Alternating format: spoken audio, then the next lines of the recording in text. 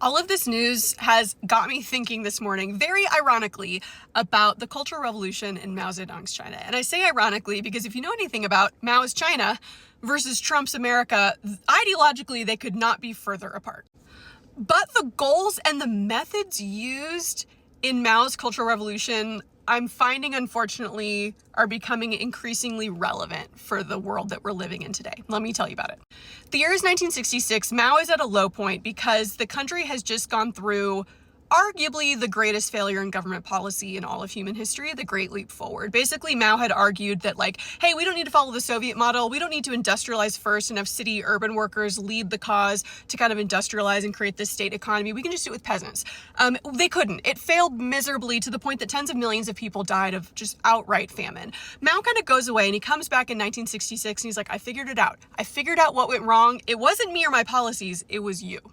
He says, you all, the Chinese people, are not dedicated enough to my cause. You have not fully adopted my new ideology and my new vision for where China is going to go. And we need to eradicate every link to the past that we're still clinging on to, especially anything that links to Chinese old values like Confucianism, or old practices like capitalism.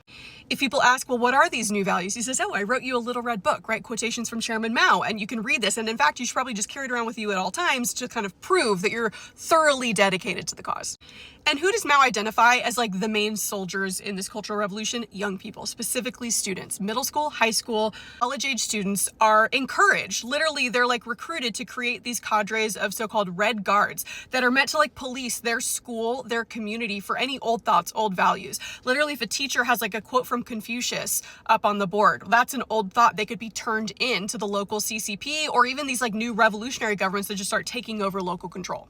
There's a huge emphasis on nationalism, like intense nationalism, but only the nationalism that Mao wants to highlight. So we're not learning about like ancient Chinese history or anything like that. We're learning about the Chinese Communist Revolution. And that is what we're learning about in school. We're going to go and we're going to imitate and recreate Mao's Long March. Students like leave the cities behind and tens of millions go down to the countryside to like live the life of a peasant like Mao did. It's an extreme emphasis on this very limited history and then targeting intellectuals who are trying to teach about anything else to create this like feverishly dedicated young group of people that are solely committed to Mao's cult of personality.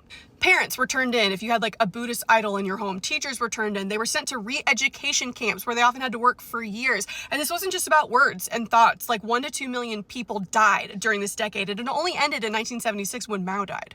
Here's a book I highly recommend if you want to learn more about this time period.